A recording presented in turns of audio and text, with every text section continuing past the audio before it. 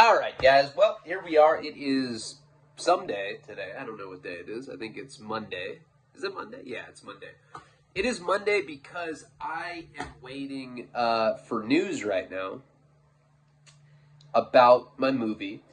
Basically, it is the last thing that needs to happen for Florida. The Mike Virgin movie, really, is what that is. You know, that's the one that I had written with Nick.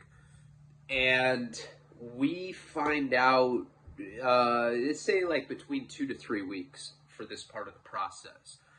But if it goes down, you know, it'll be a $10 million film. Like, it'll be like a real movie, you know, pretty high budget for considering that it's about, you know, smoking rocks and everything.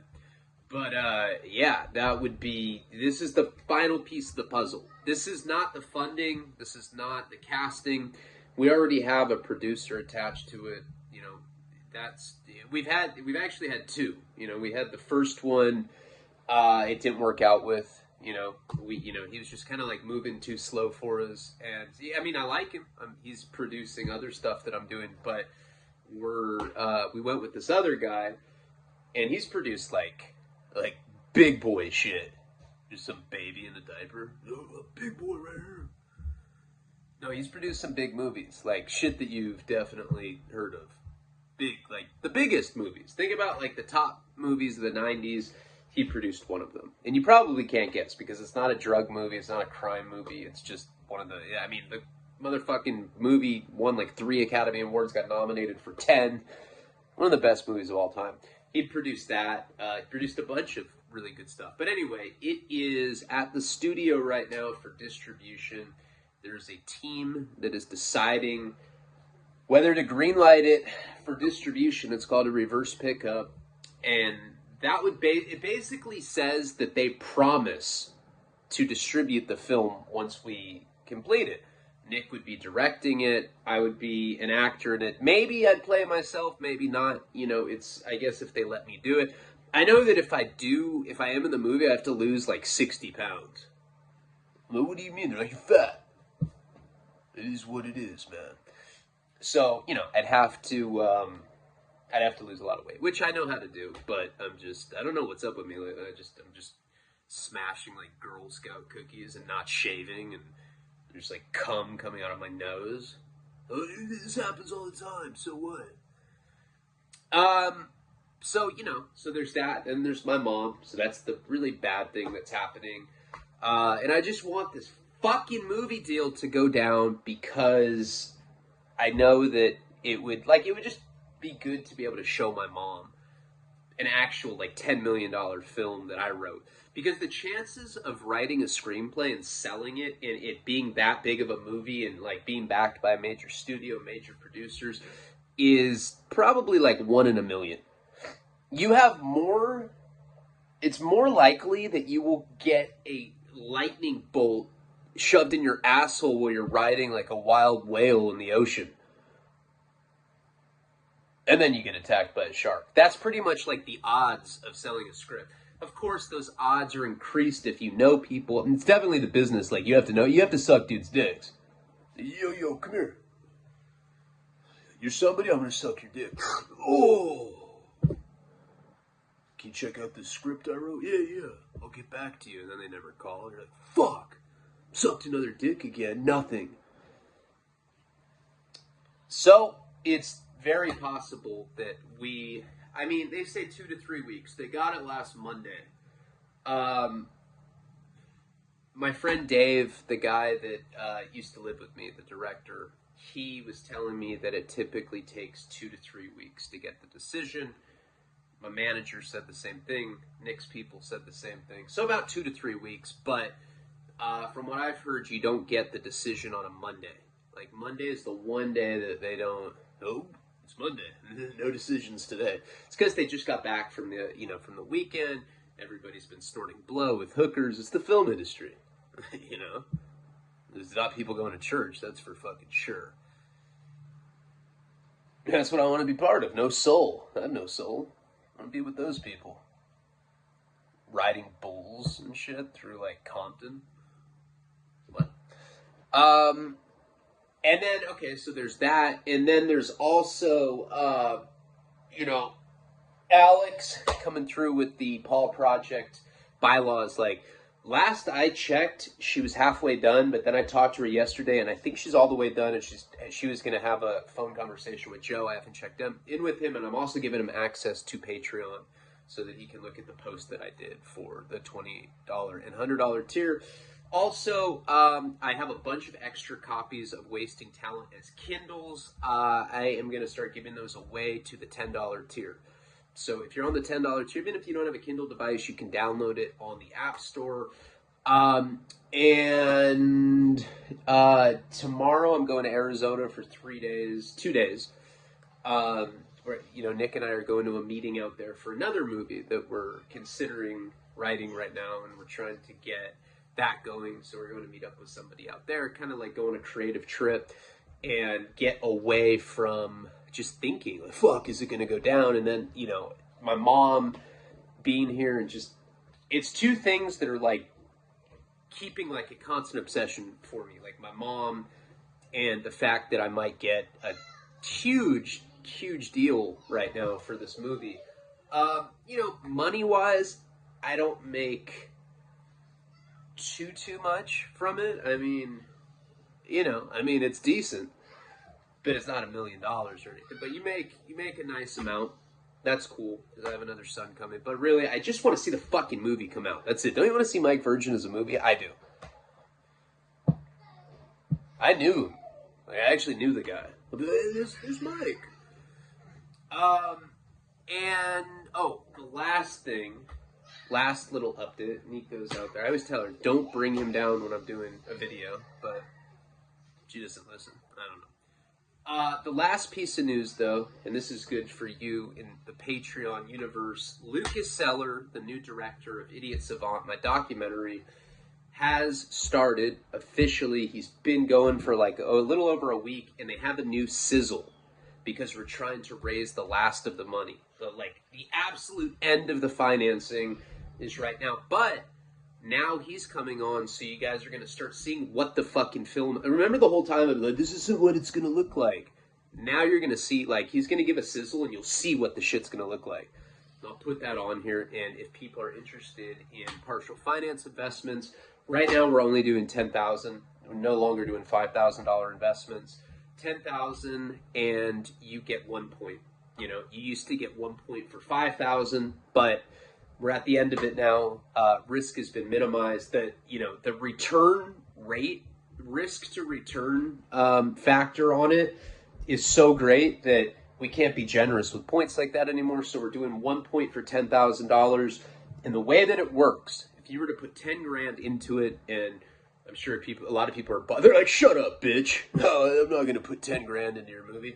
That's all right. I have people that will, but I'm just saying, I'm giving the opportunity to whoever. It's first come, first serve. 10,000, 1 point, and we have 5. So we have 50,000 that we need to raise. Pretty sure I can get that in one shot from somebody that that's already told me he's considering it. But anyway, point is, we have 5 points left to give away. The way that it works, if you put 10 grand in, as soon as we sell the movie, say we sell it to Netflix or we sell it to HBO, whatever, say we sell it for $1 million. Very realistic number for what that movie is. Hopefully more. I'm hoping we sell it for 3 or 5. 3 to 5 million, I'd be stoked. $1 million, whatever. Regardless, it's good for me. It's like an infomercial. Oh, look how much of a piece of shit that guy is. Yeah. It'll make going out to restaurants awkward. That guy smokes crack. I do. Look, he has a beard. He's probably using. As soon as we sell it, you get that principal investment back immediately. So you get the 10 grand back the second we sell it. Then you get 1% of what we sell it for. So what's 1% of $1 million? I think it's 10,000, maybe 100,000. I don't know. What is it? I don't know what it is, but it doesn't matter. You get that on top of what the investment is, and then you get residuals. Later on, there's licensing residuals. You can get checks for $25,000, $50,000 the rest of your life once a year. it's not unlikely that the film will do well. I think it will. We have good content, and now we're bringing on a beast motherfucking director. Anyway, I don't know. I don't even know if I will be needing money because, like I said, I think I have one person that is going to do the whole enchilada. By the way, if somebody does the whole thing, if they put $50,000 into it, we'll do 10 points. I'll give points that I have. It's incentivized to do it all in one shot because that makes it way easier. That's what I'm offering this guy. 10% of the film for 50 grand. That is a badass investment. I don't know if he'll do it. But anyway, let's get into the story. If this makes it onto YouTube, I'll be putting up this new sizzle, I think maybe tonight, maybe tomorrow. I'll be on the road with Nick. I'm going to try to get him to do a video with me too. But I'll be doing stories on the road. Like I did last time. I'll do it in the hotel room. But if this makes it to YouTube, like, comment, subscribe, check out patreon.com/Ryan Leone. Let's get into the story. So last time we were, I had met Sharky's attorney. I forget what the guy, it's like Nat Sherman or Sherwood or some shit. I forget what it was. Like I said, if you look up the DeLorean case, you'll see like Michael J. Fox like checking his watch and there'll be like a trail of fire. Like, what? That guy does blow? He's like, yeah, in the future. If you look up DeLorean case, you'll see that this guy represented him. That was like his claim to fame. That was a big scandalous case in the 80s. I was thinking that would make a good film. Gotta write that down. It's a note. When I ended up talking to him in the visitation room, he asked me about the $1 million. And this guy was thirsty. It like fucking $ tattoo teardrops. I was like, you're an attorney? He's like, yeah. He like had a red bandana in his back pocket. This was the most thugged out, money hungry attorney I've ever seen in my entire life. I think maybe when I was telling this story before, like I underrepresented it as like, yeah, I just walked in, we had a conversation. I'm legitimately frail looking and like pale, and I look like I'm dying. I mean, I'm coming off methadone, which if you've ever come off any opiates, just multiply it by 1,000, and that's what coming off methadone feels like. Heroin withdrawal is like the common cold versus pneumonia.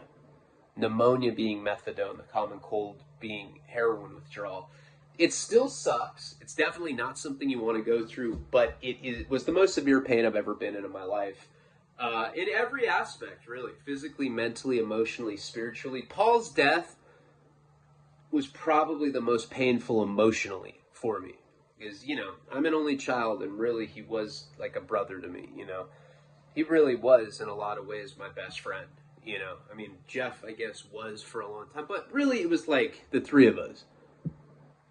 Spit roasted. Come on, dude, let me go behind. No. So I had to admit to this guy, I was like, no, I was just trying to look cool to Sharky, and he didn't even care. He's just like, oh, yeah, your family has money? I don't care if you lie. Fuck it, I lie all the time. I'm lying to you right now. I don't even like you. Sorry, I had to get water. So, shit, hold on. Intermission. I mean, I can't just continuously do the story without water. I have like a really dry mouth right now. Alright. I'm back. Sorry for the brief interruption. So, I had admitted to him that I had lied. And I knew then that Sharky and them were going to know that I had lied to them. And instantly I was going to be just a lame. People that lie suck. Who the fuck likes... I don't like liars.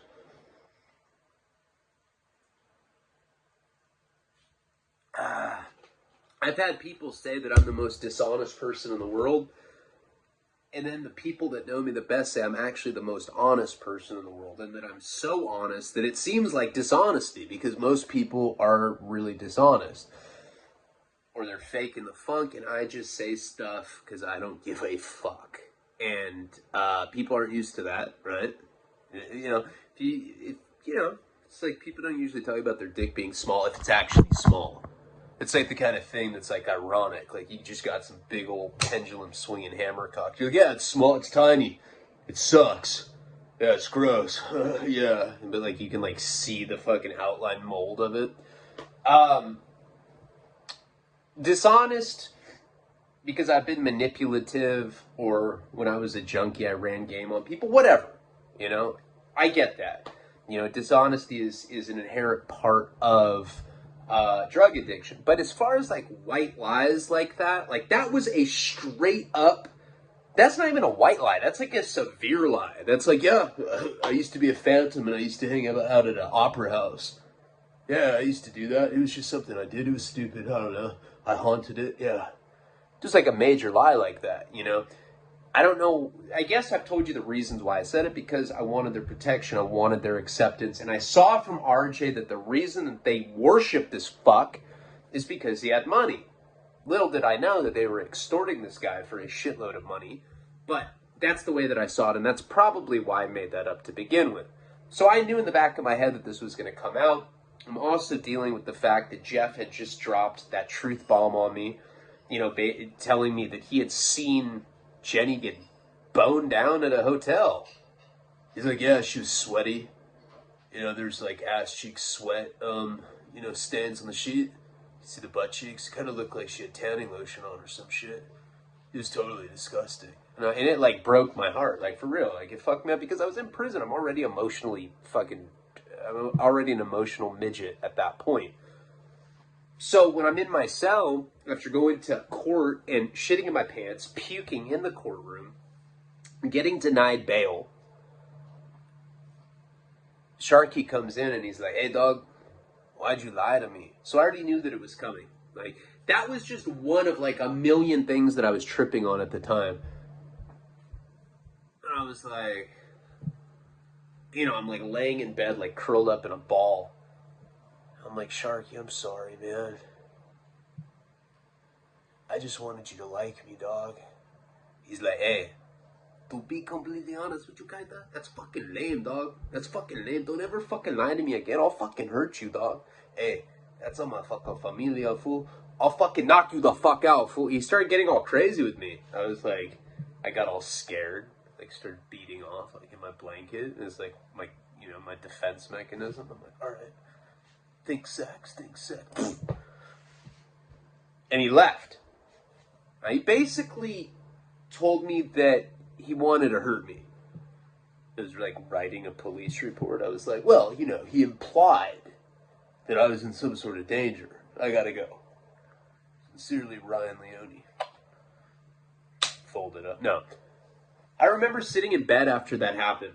Like, he basically got mad at me and, like, you know, like, said if I lied to him again, he was going to hurt me. That's what he had said. And I remember it really shook me up, you know. I was already scared at that point. Like, remember, I'd seen the shank in the shower. I saw the blackout, the dreadlocks get fucking beat up on the wall thing by the phones. I'd seen that guy that got hit with the lock in the sock, and, like, all of his teeth were basically missing. Like, it looked like bunched up paper towels that were bloody. I'd already seen these things. So the concept of violence was not completely out of the question at that point. You know, it was something that I knew was definitely a real possibility. Every time I saw Sharky after that, because he would come in and he would come visit with Juice, he wasn't friendly with me anymore, you know? And again, at the time, I didn't realize what was going on, but he was trying to extort me, you know? And once he found out that I didn't have millions of dollars like that I wasn't really on shit, that I was just some junkie kid that got caught up on a cartel case because I'm such a junkie, he started treating me accordingly to that. And I interpreted that he was mad at me for lying. He wasn't mad. He was disappointed that I wasn't a mark that he could be able to extort for a shitload of money. Because that's what these pieces of shit would do in prison. They would find people that have a lot of money. They would extort them. And this is how they would provide for their family. And I'm not trying to sound racist at all, but a lot of Southsiders have like 15 kids with like 2 baby mamas. Sometimes they're two baby mamas and they're like together. They're like Siamese fat fucking Southsider twins, you know? Hey, both of them, that's Boo Boo and that's Bobo, dog. Those are my baby mamas, fool. I fucking love them, fool. Fucking, oh, serio, dog. So I started getting really uncomfortable. You know, I was like really, really, really uncomfortable. This is around the time that Juice was telling me that he was cooperating, you know, with law enforcement. He would tell me the whole story. And, like, I could tell that he was full of shit. You know, it's like, that's one thing about, like, I'm not saying I'm, like, a super intelligent or smart guy, but I'd say that I'm probably above average intelligence for people in prison. And a lot of people in prison are below average intelligence. So, like, somebody would try to run game on me and I would understand. I'd be able to read right through the game. Like, he's like, hey, dog, you know what's fucking crazy, fool? You know what's fucking insane, dog? And I'm just, like, in bed, like, you know, like, imagining, like, being a kid and, like, blowing bubbles at a park. I'm like, what, bro? What's a man? He's like, the fucking who does, dog? On the police report, it says that I cried when they arrested me, dog, and that I started snitching right away. That's fucking bullshit, fool. I started snitching like a month into it. They try to act like I'm some sort of bitch that cracked right away. And I'm like, so, and like, I the whole idea of like blowing bubbles as a child, like just like, you know, completely went away. I was like, so you're not a bitch because you told 30 days after you? Yeah, that's all right, dog. I fucking stayed there for like a whole month, fool. And now I'm going to go home. I'm going to go to the nightclubs. It doesn't even matter, dog, you know? And so he told me that he had told on somebody that killed his friend. That's what snitches always do. They try to make it seem like, oh, yeah, I mean, yeah, snitching, that's a piece of shit thing to do.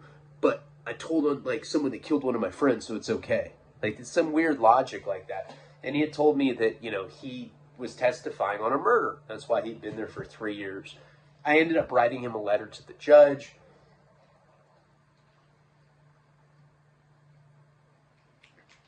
That became my hustle shortly into it. Like, yeah, even as I was kicking methadone, people would come to me because I wrote somebody a letter to the judge for free.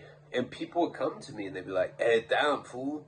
Hey, I saw what you wrote for Baby Scrappy. Hey, that shit, to be completely honest with you, dog, I started crying. It kind of reminded me of being on the farm and getting butt fucked by my cousin, dog, when we were high on methamphetamine, fool. Oh, yeah? And so people would start paying me, Southsiders would pay me to write letters to the judges for people. And I wrote one for Juice. And remember, he ended up getting out, or he gets sentenced, and he comes back, and he's, like, crying. And then he comes in, and he's like, dude, I'm going home, you know, like, I forget what he got sentenced to, like 3 years, like 8 months, and he'd already been in for like 3 years, 4 months. Then they ended up moving him to the other floor where you only have under a year. I already went into this on this story, but the point is Juice, one day they just said, hey, roll it up, and he ended up going to the work floor, which was super suspect because you only go there if you have under a year, and I think he came back and told everyone he got 20 years or something. So they kind of knew right away that he was a snitch. And then, you know, shortly after that, we started getting letters, you know, from other people that were out saying that, like, they saw him at the halfway house and that he just got out and that, you know, he's no good, whatever. I start to realize, like, how common that was in federal prison. You know, you come across people, probably a good 85-90% of people are snitching, you know? And that's why when you're in prison, paperwork is a really important thing because you got to keep your circle small and kind of exclusive and elite like that. Like, you want to know that your friends aren't pieces of shit like that. And, you know, all of my friends in prison that I formed after that, like, none of them snitched on their cases. We all had clean paperwork. But after he left, I had the cell alone for probably like 2 nights, which was really nice. You know, that's called the Jack Shack. And it would get like straight up romantic. Like, you know, I'd change the radio station to like something classical. Just start fingering my ass to Beethoven. I'm sick, but I gotta be real. Damn, dog. This shit's relaxing. Listen to that violin. And it was nice, just to have, I hate being alone, but it's nice to have a cell by yourself, like when you're used to sharing it with someone like Juice, who every time you pee is like, hey dog, I bet your dick's like 4.8 inches, fool. I can tell by like the velocity of the pee and the distance from the bowl. I know how big your dick is. That's how long I've been in jail, fool. And these are the kind of things I think about all the time, fool. Can I smell it, dog? Huh? Nah, I'm just kidding, fool. I'm playing. I'm silly sometimes, fool. And Southsiders would creep me out like that. With white people, I could tell when they were joking, but Southsiders could be super creepy, and I couldn't tell. I couldn't tell if, like, someone's like, I'm trying to suck your dick, dog. Just kidding. But, like, sometimes those kind of dudes are serious, It was hard to kind of, like, differentiate. But around that time, I remember this because it was one of the nights that I was by myself. Well, I'm by myself now. Like I said, I'm beating off all night. Like, beating off doggy style. All sorts of crazy shit. I'm just wiling out. I'm, like, taking my shirt off and, like, lassoing it. I'm just loving life.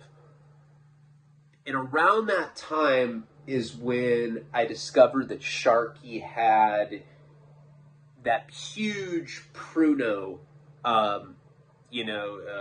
empire, pretty much. Remember from my first 5 years in federal prison, he had a wall in his cell that had been hollowed out, and he had put these big, huge trash bags full of hooch in there, And I knew about pruno because I remember being 18 years old, right after, remember the time that I was at Santa Barbara County Jail and I was at the Honor Farm, and it was like barrack style jail. Looked like the military barracks or something. I went to go take a piss in the middle of the night, and there was a urinal. There's a line of urinals. There's like 50, 100 urinals against this wall. And this little paisa comes in. He's got like a fucking little purple blotch in his hair. And he could have chose any urinal in the entire bathroom, but he comes and he pees next to me. And he looks at my dick, and I took off. I beat him up. I was scared. I was like, don't do shit like this, queer. I was like, gay bashing him, Now that I'm older, I look back at that as like real weird, like insecurity Like I would never, I don't know. If somebody's looking at my dick like that, it would probably make me upset to this day. I don't know. Maybe I'd still do that. Who cares about being politically correct? I beat him up. Don't do that, queer. And I got kicked off the Honor Farm, and they ended up sending me to, I was kidding about that. They ended up sending me to a tank called Back Central 1. It was like maybe 10 inmates, right? Mostly white. It was like all Peckerwoods. And one of the guys that was my cellie, and remember, that's the time where there was two guys. There was a guy named Jan, was the main guy. He like had the keys to the unit. And then there was Jan, and then there was Gary. Gary had like this crazy long curly hair, and he had no teeth. He was just buff. The weirdest looking dude ever. And I remember like, because being at the Honor Farm when I was 18 years old, it's an honor farm. It's like an honor to be there. They don't just let anybody go up there. It's a privilege to go to the Honor Farm.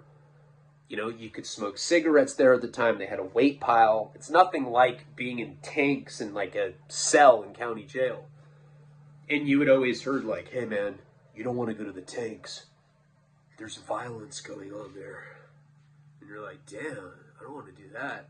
So they always like make it out to be something that it's worse than they are. Santa Barbara County Jail is a violent ass jail. It is. Surprisingly, that's one of the more violent jails I've been to. The place is fucking wild. It's all the Santa Maria guys. They're just nuts.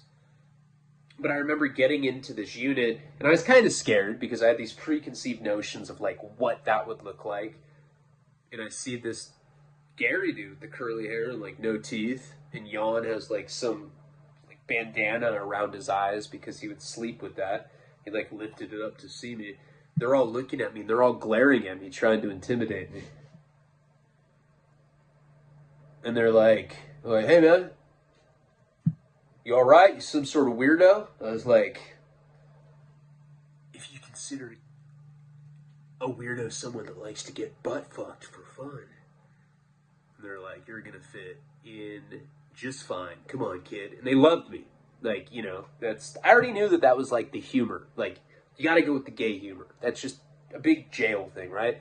So I was kind of accepted into this group of guys immediately. Now, Jan was a heroin addict. He was probably, I was like 18 at the time, 18, 19 years old. He was probably, 31 or something. He seemed ancient at that time. I remember him. I was like, oh, that's a grown up. And he was a heroin addict, and he had gone around Santa Barbara to gas stations, like Arco stations, with a gun. He had done armed robberies, and he had gotten 8 years in prison. He was going to serve 4, so he was getting half time with that. And I remember, like, at the time, like, that seemed like forever. Like, I couldn't even fathom that this guy was getting mentally prepared to do 4 years like that. And the state system's an entirely different beast than the feds. But I remember what it felt like to look at someone that was getting that kind of time. He was cool, taught me how to work out. But one of the things that, with the relevancy to what we're talking about right now, is he's the first person that ever showed me how to make pruno, or how to make wine. And at some point I will do a video specifically how to do it and show it, but he explained to me how to do it then, and it was the first time I'd seen it. So we started saving up all the oranges, because back then they would give you entire oranges like 3 or 4 times a day. So we had 200 oranges saved up. We unpeeled them, and we squeezed all the orange juice and put all the pulp of it into a big garbage bag. Now, back then you could get Tang, the orange sugar drink, they would sell pouches of it that you could get on commissary. So he would show me how to collect the pulp and how to get the fruit and how to create a kicker. So you want to do a kicker separately. You start something else, and he had used an apple.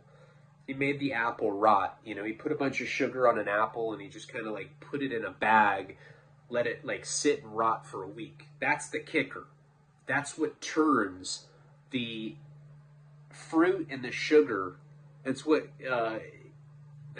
is the catalyst for the fermentation process. That'll make it start fermenting just like wine. The same process. So we put all the oranges, the pulp, we get the orange Tang, the powder, we pour it in the bag, and then he got atomic fireballs, those candies, crushed them up into pieces. There was literally hundreds of them that we crushed up. We crushed them into powder. We threw that in there too. That was additional sugar. And they used to give you sugar for your coffee. We put a bunch of these little single pouches in there. And then he took the kicker, the apple, and he threw it in there, and it just started the whole process. It kicked it off, And what happens is this garbage bag will start bloating. It'll start expanding, because as it's fermenting, bacteria will expel, and it will cause the bag to actually start expanding. So you have to burp it. You have to the bag's tied up, you untie it, you let all of that air out, that's been all those gases that have been expelled. You can huff it, and it gets you a little high. We would always do that. We would play rock, paper, scissors. Who gets to huff the pruno fumes? Oh man, you always win. Fuck that. What? You want to fight or something? No, I'm a bitch. You go for it. But next time I'm gonna get you. Next time I'm gonna do 2 scissors. You always do rocks. And you let it breathe. I've also seen people get a coiling mechanism with the hose so that it burps itself. The coil makes it when it starts expelling, it filters it out or something. I don't know. I don't really know the science behind it. But after a week, after 4 or 5 days, that bag of oranges with all the Tang and with the atomic fireball powder and all the different sugars turns to alcohol. Then you get a sheet and you can strain the pulp. You put a sheet over a cup, you pour what's in the bag into it, and what's left is, a cup of jailhouse wine. It's like that big. Like something that big gets you drunk. And it's weird. I've talked about this before. It takes a lot longer for alcohol, for pruno, to feel the effects of it. Like you drink a big cup of it, it tastes like shit. It's like really sour, bitter taste because usually there's just a completely random assortment of whatever sugar supplies you can find. So, I mean, people will take cream out of cookies, put it in there. People put chocolate in there. There's always just weird, like, sources of sugar. So the shit always just tastes like some sort of weird, like, concoction. It's fucking disgusting. And you drink it, and about an hour later, after it metabolizes in your system, that's when you get drunk. So it gets a lot of people in trouble. They'll drink a cup, not think they're drunk, then they'll drink another cup, and then they'll be, I'm wasted, let's fuck. Oh, we could do anything and I'd forget, man. My memory sucks when I'm drunk like this. You see a lot of people act a fool in prison. You see a lot of fights go down. And what Sharky had was that fake wall in his cell. The cops would let him do it. The cops knew that he did it. I saw the cops while I was there bring him Panda Express. He had porno magazines in color. He always had cigarettes. Like, he had all the cops. That's what he was in there for. He was in there for turning out a female cop in state prison.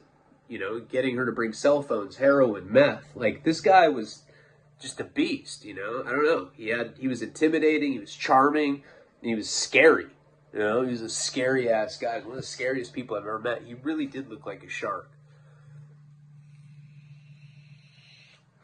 But like a classy shark, like a Ricky Ricardo shark. You know what I'm saying?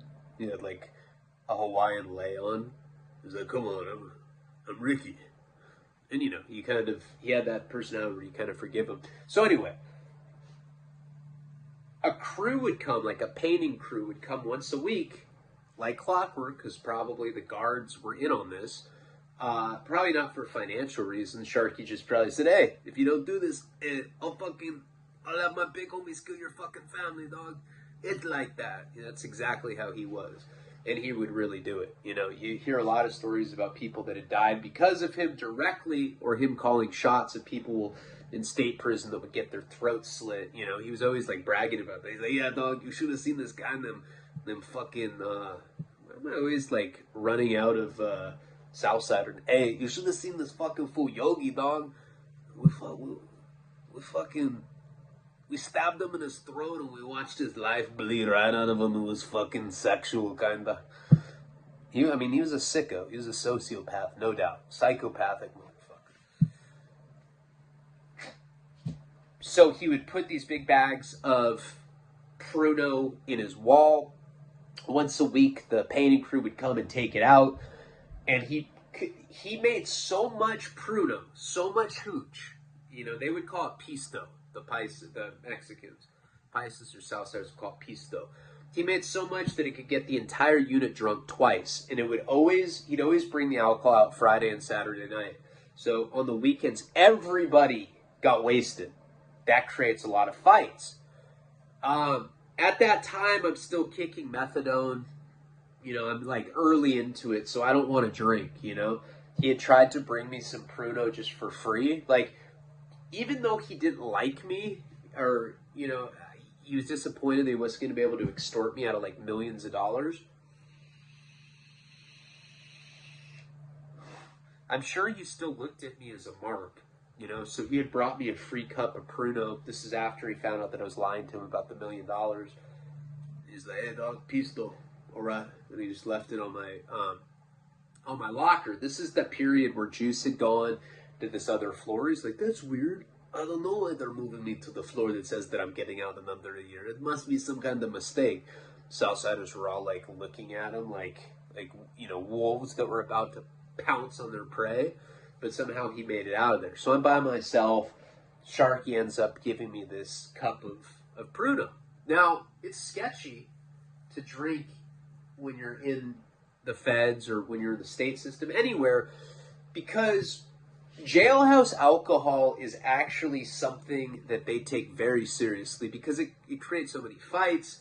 It also compromises the safety for the guards because people get unruly.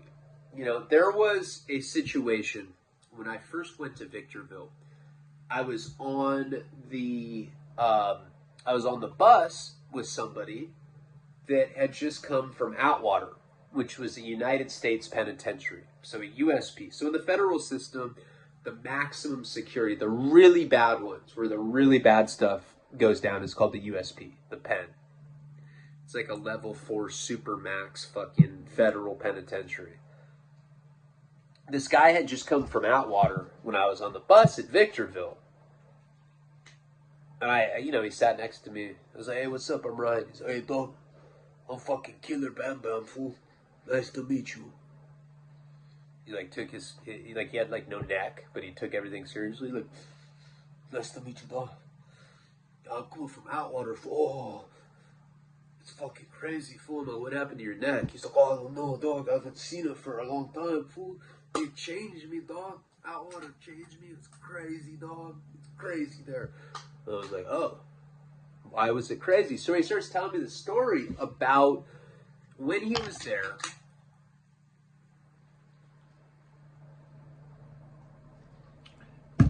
An islander, some guy that was from Samoa, I don't know, somewhere over there, some big kind of tropical looking giant, some overweight Samoan dude or islander, whatever the fuck he was. He was doing a life sentence and he was at Atwater. He was at the USP. And a new guard came in and was talking shit to him. He had gone in to shake down his cell because that's how it works when you're in any sort of prison. Cops have to search 5-6 cells a day on their shift. And they have to put it in a logbook. There's a logbook. It looks like a journal. They fill it out, then the lieutenant will come look and kind of just see what the activity's like, in the unit that day. So it's very arbitrary. It's random, what cells they're going to hit. But it's not that random, as there is some favoritism involved with it. If they really like you, they're going to leave you alone type of shit. And this new cop ended up shaking down the islander's cell, right? I guess he took some extra linen, some really petty shit, whatever it was.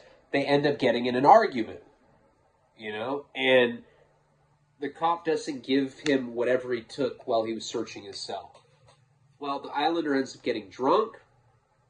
He gets a knife, and he waits for the cop to walk rounds, right?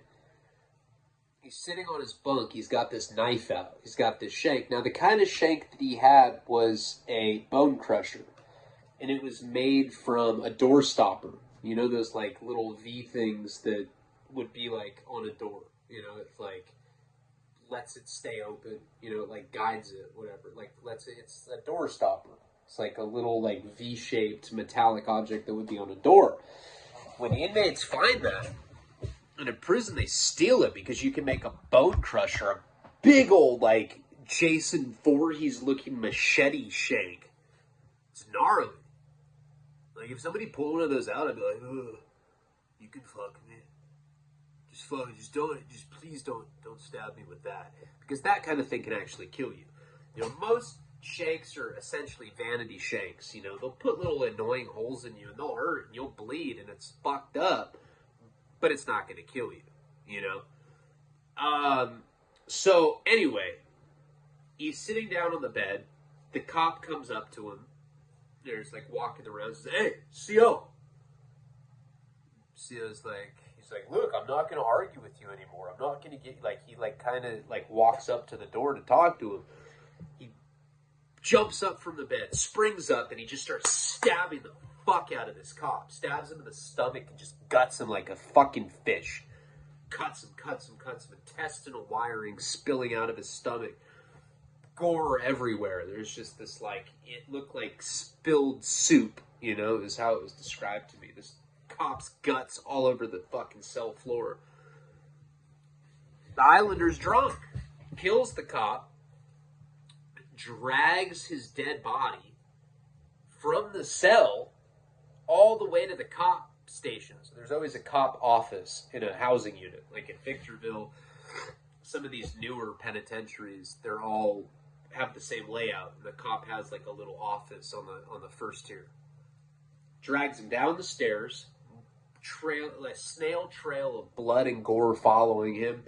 He leaves his dead, listless body in front of the cop office, and then goes and plays like Pinochle. Keeps drinking. And this guy without a neck he's like, dog, it was fucking, hey, dog. It was fucking too much, fool. It was too much. Someday I'll have a neck again, dog, but not now. But now it's not the time for necks, fool. Now is the time for war, homie. For war. I was like, oh, that's chill. All right, well, that doesn't sound so bad. You're overreacting. Yeah, right. My butthole quivered. I was like, oh my God. I'm not cut for this. I'm a bitch, dude. I'm not going to be able to take this shit. That is why they trip on drinking, because riots crack off, people assault cops, whatever. This particular night, I went to go drink some of the pruno that Sharky had given me. Now, I'm dying. I'm like pale. I look like Patrick Swayze in Ghost. I'm just like some translucent shell of a fucking person that I used to be. I'm seeing Jenny like get butt fucked while she's doing pottery with Jeff or something. I'm like, hey, what's going on? She's like doing clay. And, all right, anyway. That is kind of close to what was going on at the time. I mean, I was really like having a hard time processing the fact that she had cheated on me like that. But anyway, as sick as I was, I still decided that I was going to, I was gonna try to drink this pruno because maybe it would make me feel better, you know? So I went to go try it, and I remember like, cause Sharky had just stepped in on my locker, you know, and I like got out of my bunk, and just like walking was like so difficult, you know? Usually if I expended just a little bit of energy, depending on what time of day it was, it would make me throw up. And if I threw up too hard, I farted. And if I farted too hard, I shit my pants. And I shit my pants so often, and I was so frail that I couldn't even wipe properly, so I always had this rash on my ball sack. And it sucked. It was like an embarrassing rash. You know, it's like the kind that makes you waddle. You know, you look like you literally look like you're in a butt fucking conga line. You waddle and your like feet are like. And so I go up to this pruno, and I remember the cup was like heavy. It was like hard. I was like shaking, and I tried to drink it. It took like one sip, and I just puked. You know, like that was it. I couldn't drink it. And if the cops find out that you're drinking, you go right to the hole. So I should have like dumped the alcohol, but I didn't. I just like left it on the locker because I was so weak, and I went back to my bunk.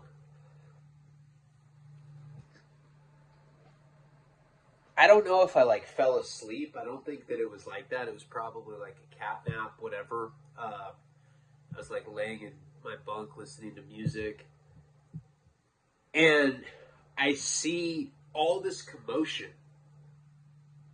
Like I'm like I remember like maybe I was like dozing off or like not paying attention. I mean, it was impossible to sleep at that time because the methadone withdrawal, but I kind of like see like these blur movement going past my cell. So I see a bunch of people running. And I'm like, oh, am I hallucinating lightning again? Fuck. And I'm like looking out the cell. And so I finally like force myself to get out of bed. And I just see that there is some Southsider in his boxers that's been handcuffed, and there's like 9 cops like kneeling on top of him. And he's like thrashing and he's talking shit to the cops. So on like a Friday night. and you hear, everybody in your cell, lock it down. And like everybody's running around. When that happens, you'll see people like run to the ice machine because they want to like get a big thing of ice, or they'll go to like the microwave, or they'll go to the hot water dispenser. Like people know that when it gets locked down like that you could be locked down forever. I mean, not forever, but, you know, for months. So it's like the last time you can get certain things done. So everybody's running around frantically because you have no idea how long the lockdown's going to be. So I end up, you know, closing my door and going back into my cell, and Sharky like runs in. He's like, hey, dog, did you drink the pruno? I was like, no, it's right there. He's like, dump it. He's like, dump it, bro.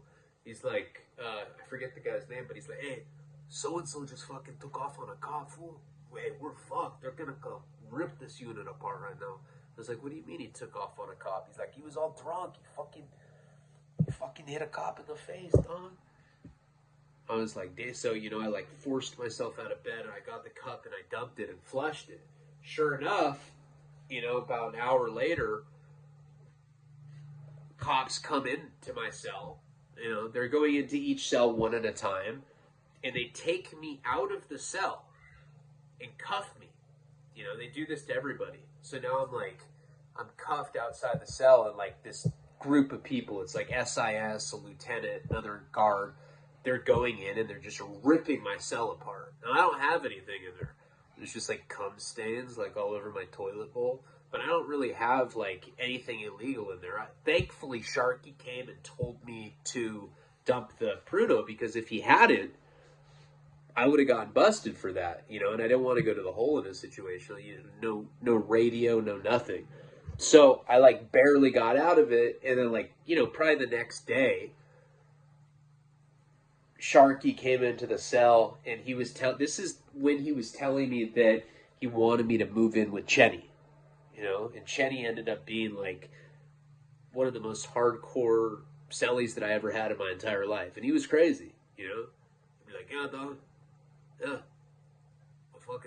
my uncle sucked my dick, dog. So what? You think that makes me disgusting or what, dog? What? Because I can't read, fool? It's because I can't read it, or because my uncle sucked my dick, dog? What is it, fool? What is it? Tell me. Yeah, that's what I thought, you fucking stupid white person. Fuck you. So Sharky was like coming and telling me that this move was going to occur, and he explained what had happened, you know? I guess the cop had caught this guy like on the phone trying to use somebody else's phone. This guy was like, you know, buying phone minutes off somebody, like I explained happened. And he was talking to his girlfriend who was like having their baby. And so like she was in the hospital, like right about to deliver. And he ended up calling her from somebody else's register number, pack number, using somebody else's phone account to call her. They picked it up on the camera. They shut the call off. So like he was in the middle of like talking to his girl right before she had their baby, and the cop came and was like gonna give him a write-up, because there's like an entire team of people that sit in a room at MDCLA and watch all the cameras. So periodically they'll see inmates on the camera, they'll look them up to make sure that it's the same person using that specific account. So that's how they can bust you. The way you're supposed to do it, and I think I explained this in another video, is you're supposed to have somebody like standing in front of you so that they like blockade the camera, and that, you know, the camera's not able to see who's actually on the phone. That's how you don't get busted. So when he goes up to this guy, to the inmate, to approach him about the phone disciplinary write-up that he's about to get, it's called a shot. You know, you get a 1-shot, 2-shot, 3-shot, series shots. That's like disciplinary code. He's telling him he's about to give him a write-up for this. This guy's already mad because it was like an important day for him and his baby mama. For his fucking hyena, fool. This is for my hyena. This is for the homie, sit down. This is for the fucking hyena. So what, dog? So what? Stop being so fucking stupid. And I guess he just couldn't take it. He was already drunk, and he just knocked the cop the fuck out. Cracked him right in the face. The dude fell over. This got picked up on the cameras. And then all the cops just, when something like that happens, they see something like that happen on the cameras, cops come from all directions. They hit what's called the deuces. There's a button on the walkie-talkie that has a GPS, so you know exactly where the distress call's coming from. And for hitting a cop like that, I think he ended up getting an additional 10 years. And he was only doing like 3 years on like some like meth phone count shit. So he ended up getting a lot more time. And stuff like that would happen pretty frequently.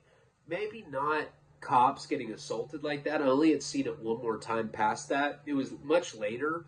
Well, I mean, it was still at MDCLA, but maybe like 2 or 3 months later when I was living with this guy, Mike Bear. When I finally moved out of Cheney's cell and I was with this white guy, we were locking up one day. It was like the end of the night. It was about to be, locked down for the night. And the cop was telling some paisa that, that it was time to wrap it up to get in the cell. He's like, hey, man, get in your cell. We're locking it down for the night. And the paisa, like, we're standing in front of our door watching it happen. Paisa was like 5'2". He's like an Ewok. He had like an Ewok walking stick. He made like some Ewok noise, and he just like jumped up like Mighty Mouse and cracked the cop in the face too. That time I had actually seen it with my own eyes. It was pretty crazy to see. And that, again, that was because he was drunk off pruno. So Sharky explained to me what had happened. It was a close call. Like I said, like 6 or 7 cops came into the cell. If I hadn't poured that hooch out, I could have been in a lot of trouble because nobody else got caught with any, and that's what Sharky was saying, like, don't blow the spot up. Even though guards probably, of course, they had to have known what he was doing just because of the nature of his operation, because he had a hollowed out wall that he could store the pruno in. So they had to have known. There's no way that a cop would know. And he was serving the entire unit with pruno. And at that time, there weren't drugs at this place, they're like, the only drugs was like Wellbutrin and like people like, there was Oxycontins there, but I didn't know that at the time. But yeah, people had prescriptions to it. But there weren't like, nobody was doing heroin yet. Like that was about to hit the unit probably like a couple months after this. I remember the first time that I used heroin on my Fed term. I remember very specifically. It was 4th of July, 2009. I remember that it was 4th of July, and what had happened is some guy had come to our floor. Southsider. This guy looked like the sketchiest person ever. Like, his entire face was full of tattoos, like, really hardcore. Like, the kind of shit where, like, you never see people like that not in prison. Like, he just looked like a straight up, like, he was committed to it for life. Entire face was blasted. And this guy had his wife visiting him every week, and his wife was bringing him like 5 or 6 grams of black tar heroin. He was hitting for the big homies at this place, and this guy was just super scandalous and sketchy. But he ends up hitting our unit. He just kind of like lands on our floor, and he had already been on another floor. So he had been bringing heroin to other floors for like months at this point. And I remember 4th of July, by that point, I had gone in April 1st. So that's April, May, June, July. This is 4 months after I'd been arrested, right? I'm still kicking methadone. I still feel like shit. And I remember a Southsider named Muggsy. This dude Muggsy came up to me. He's like, hey, Dom, I got some good news for you. Everybody knew I was a junkie, I was like, yeah. Good news doesn't come around too often anymore. By this point, I had like some like model wooden ship that I'd been like building from scratch in my cell. I had like a gray beard down to my fucking ankles now, but I was already acclimated and I was already used to being in this long nightmare that I'd been in. I've been kicking methadone for 4 months, to the point where it's been happening for so long that I accepted it as my new reality. This is forever. That's cool. I just felt like shit all the time. I got some good news for you, dog. What if I was to tell you that I could get you a paper of heroin right now, fool? What would you say then? You know, because they knew that, like, my parents were sending me, like, a shitload of commissary money at that point. You know, people knew that, like, I had the means to pay for the heroin, and that, you know, that I was a complete junkie. So I remember I said, yeah, you know, I want to get 100 paper. I got you, dog. And I shouldn't have done that, because there's always going to be somebody that wants to middleman the sack that's coming from the guy, because he probably gets a 50 sack from him, doubles his money, sells me what he gets for 50 from this guy, gives it to me for 100. Didn't matter. He gives me this little ass smear of heroin. And I've been sick for 4 fucking months. So if you can imagine how stoked I was to get something that was going to make me feel better, even just for one day, it was going to make me feel right, you know? And I ended up smudging someone like this plastic spoon, adding hot water to it, and I remember doing the calito. And I remember that it was 4th of July, because I remember how high I got, and I was looking out the cell, and I was just watching these fireworks go over downtown Los Angeles. And I remember being like, man, life's alright. I don't even care. I kind of like it being in jail. Fell asleep. You know, then the next day I woke up sick again. I was like, no! You know, and that's how I ended up getting strung out again in prison. But anyway, back to the current chronology. There were no drugs at this time. There was Wellbutrin. Pruno was the big thing. You know, once in a while weed came in, but it was more pruno then. It wasn't the heroin yet. Once in a while meth came in too. So Shark is explaining to me how I'm going to live with Chenny, you know? And I end up moving in with Chenny. Now, Chenny is a nightmare from the get-go. Like I said, so, my uncle sucked my dick, so what, fool? And I can't read. I can't read. I used to not be able to read well. I got my dick sucked by my uncle, fool. I couldn't even tell what was happening because I didn't know how to read. And it's like he would, I swear to God, I'm not making a joke out of this. This is what he would say to me all the time. This is like a constant thing he would tell me. That he couldn't read and that he got his dick sucked by his uncle. I have no idea why he told me these two things all the time, but they were obviously his greatest insecurities, and he was just externalizing them. Now, Chetty was a complete neat freak. His cell was like polished with wax. He was OCD, you know, and he's like, hey, you know, we're going to clean the cell once a day. And to clean the cell, you had to take everything. All the, you know, the boxes that were underneath the lockers, the different flip-flops, the shoes. You had to take every single thing from out of the cell and put it outside of the cell. And then you get a t-shirt, like, you know, get shampoo, and you would, like, scrub the floor from left to right, right to left, left to right. I was coming off methadone having to do that. And that was just like the first step of it. Then you had to go back through with water. Then you had to go back through and, you know, and dry it. Then you had to go back through and wax it. You know, you had to sweep it before all that. I mean, it was this long ass process that would take over an hour. And I remember hating that shit right when I moved in there. I was like, come on, bro. He's like, no, fuck that, dog. And you're doing burpees today, fool. I'm not trying to hear none of that shit, fool. You know, my uncle that sucked my dick came off of heroin too, fool. It took him a week. What are you, some sort of bitch, fool? And I'm like, fuck, like he didn't understand. So I was living in that hell, and he made me shower like 3 times a day. And every time I showered, he'd like, all right, take all your clothes with you and wash them in the shower, and then you're gonna wring them out one item at a time. You're going to put every piece of clothing you have on this, like, makeshift clothing line that he made out of, you know, he, like, braided it out of, like, strings from his sheet. It's called a line, very common in prison. And so I had to start working out with him. I had to start cleaning. I had to, like, start giving him a bunch of my commissary so that we could all eat food, and like he'd try to make it seem like you know, I was like one of the boys and I was in on it, but they were just taking my money. That's what was going on. And I remember, like, you know, he'd always be making me do shit. Like, I'd be, like, laying in bed, like, not asleep, but, like, closing my eyes, trying just to not suffer because I was suffering every second of every day. He's like, hey, come on, Leone. Come on, dog. It's fucking haircut time, fool. We're gonna go out to the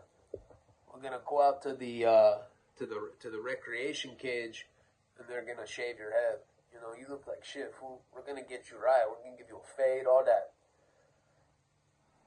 I remember that was the last thing I wanted. I didn't care. I didn't give a fuck what I look like. But, like, you know, these were, like, the little things that I'd have to go along with him on.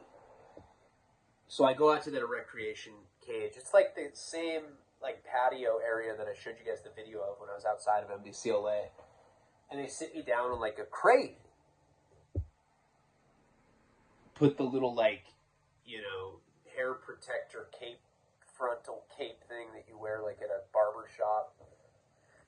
And the barber comes at this little short Mexican dude, shaved head, cutting my hair. You know, he's like, what do you want, fool? I was like, I don't know. Ask my owner, Chenny. Chenny's like, give him a fade, fool. Get him right. All right. Hey, I got you. I'll tip you. I'll give you a couple suits. Get him good, dog. This is my boy. And everybody just kind of started giggling, like he was implying that we butt fucked or something. So this guy's buzzing my head, giving me a fade.